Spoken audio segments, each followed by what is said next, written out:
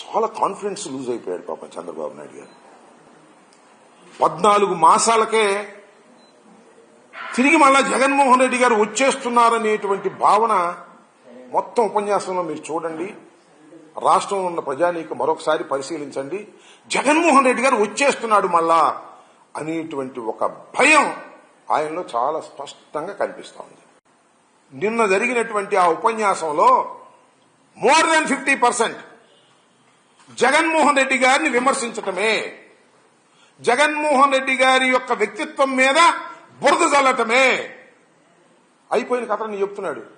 Election ముందు కూడా చెప్పాడు. కోడి కత్తి అంటాడు, గులకరాయి అంటాడు, బాబాయ్ హత్య అంటాడు. బాబాయ్ హత్య సిబిఐ ఎంక్వైరీలో ఉంది కదా, నడుస్తా ఉంది కదా, దాని గురించి చెప్తాడు. మొన్న మా గుంటూరులో టైర్ కింద పడిపోయిన ఆయన గురించి చెప్తాడు. దాని మీద స్టే కూడా ఇచ్చారు. ఈయన కేసు పెట్టాడు జగన్మోహన్ రెడ్డి గారి మీద, దాని మీద స్టే కూడా ఇచ్చారు. ఎప్పుడో గులకరాయి దెబ్బతగిలిందని దాని గురించి చెప్తాడు. జరిగిపోయిన కథ అంతా వెళ్ళవేస్తా ఉన్నాడు. అంటే భయం. చంద్రబాబు నాయుడు గారేమో ఆయన చెప్తున్నటువంటి విషయాలు ఏంటంటే మళ్ళా మమ్మల్ని రాకుండా ఎలా చేయాలి అనేటువంటి భావంలోకి వెళ్ళిపోయాడు. అంటే ఒక అభద్రతా భావంలోకి వెళ్ళిపోయాడు. మా కాన్ఫిడెన్స్ లెవెల్స్ పెరిగిపోయాయి.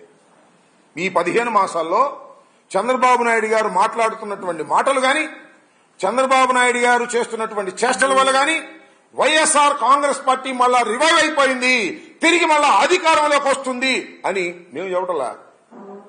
ఇంత పెద్ద పెద్ద మీటింగ్ పెట్టి ఆయన చెబుతున్నాడు. చిత్రం ఏంటంటే మీ అందరికీ కూడా వివరిస్తా.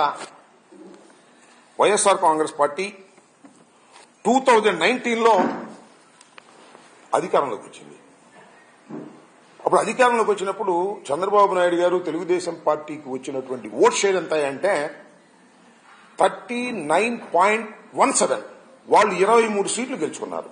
మొన్న 19లో జగన్మోహన్ రెడ్డి గారు ముఖ్యమంత్రి అయినటువంటి సందర్భంలో 39.37. అప్పుడు 17, ఇప్పుడు 37.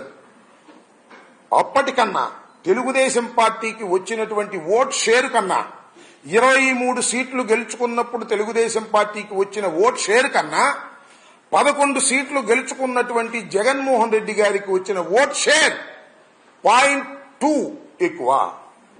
ఎందుకంటే 0.2 తక్కువ వచ్చిన మనమే మళ్ళా రివైవ్ అయ్యి ఈ రాష్ట్రంలో అధికారంలోకి వచ్చాం థంపింగ్ మెజారిటీతో.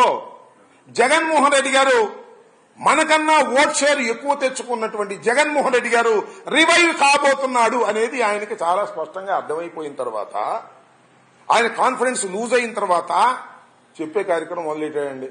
జగన్మోహన్ రెడ్డి గారిని రానియకండి, జగన్మోహన్ రెడ్డి గారికి ఓట్లు వేయకండి. ఇప్పుడు ఏం పని అండి నాకు అర్థం కదా. ఇప్పుడు ఎలక్షన్లు ఉన్నాయా?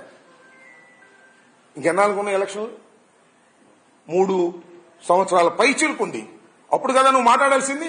ఇవాళ నుంచి మొదలెట్టేశాడు జగన్మోహన్ రెడ్డి గారిని వ్యక్తిత్వ హననం చేసేటటువంటి కార్యక్రమం.